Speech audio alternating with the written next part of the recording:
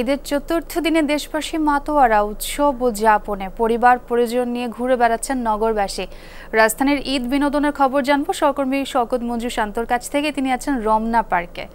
শান্ত, এই যে ঈদের লম্বা ছুটি, মানুষের উচ্ছ্বাস উদ্দীপনা কেমন দেখছেন?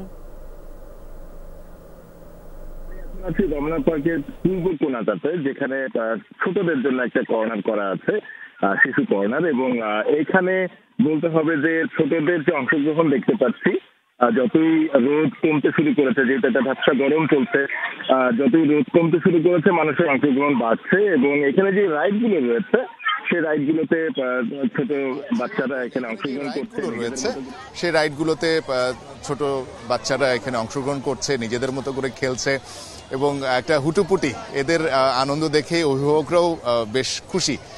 কারণ আসলে ঢাকায় তো আসলে ঘোরার মতো জায়গা তেমন একটা নেই, এবং ছোটদের জন্য বিশেষ করে যে কোনো আয়োজন থাকবে সে তেমনটাও আমরা খুব একটা দেখি না। কাজেই এই বাচ্চাদেরকে নিয়ে ঈদের এই সময়টা তাদের একটা অভিযোগের জায়গা থাকেই যে তারা ঘুরবে কোথায়, খেলবে কোথায়, রাইড আছে কিনা। তো সব মিলিয়ে বলতে হবে রমনা পার্কে যেমন একটা প্রাকৃতিক একটা আবহ রয়েছে, সবুজের অভয়ারণ্য রয়েছে, সেখানে যেমন নিজেদের সময় কাটানোর একটা সুযোগ, সেইটার সাথে সাথে বাচ্চাদের জন্য যেহেতু খেলার একটা আয়োজন রয়েছে, বিভিন্ন রাইড রয়েছে, সেই জায়গাগুলোকে বেশ ভালোভাবে উপভোগ করছে ঢাকাবাসী। এবং বলতে হবে যে মানুষের সংখ্যা ধীরে ধীরে বাড়ছে এবং সেই সংখ্যাটা কয়েক হাজার হয়ে যায় সন্ধ্যার আগ মুহূর্তে।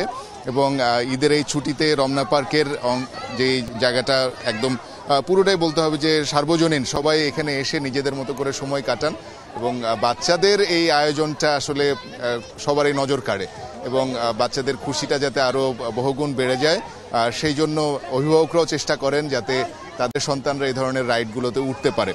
তো সব মিলিয়ে বলতে হবে যে আসলে এই রমনা পার্কের অংশটাতে শিশুদের অংশগ্রহণ যেমন রয়েছে, পুরো রমনা পার্কের যে লেকের অংশ রয়েছে অথবা গাছের অংশগুলো রয়েছে যেখানে বসার সুযোগ রয়েছে, সেখানে কিন্তু অসংখ্য মানুষ এখন হাঁটাচলা করছেন, ঘুরছেন, ফিরছেন এবং এই ঈদ আনন্দ থাকবে রাত অবধি। জি শান্ত, বাচ্চারাও যে বেশ খুশি সেটি দেখতে পাচ্ছিলাম।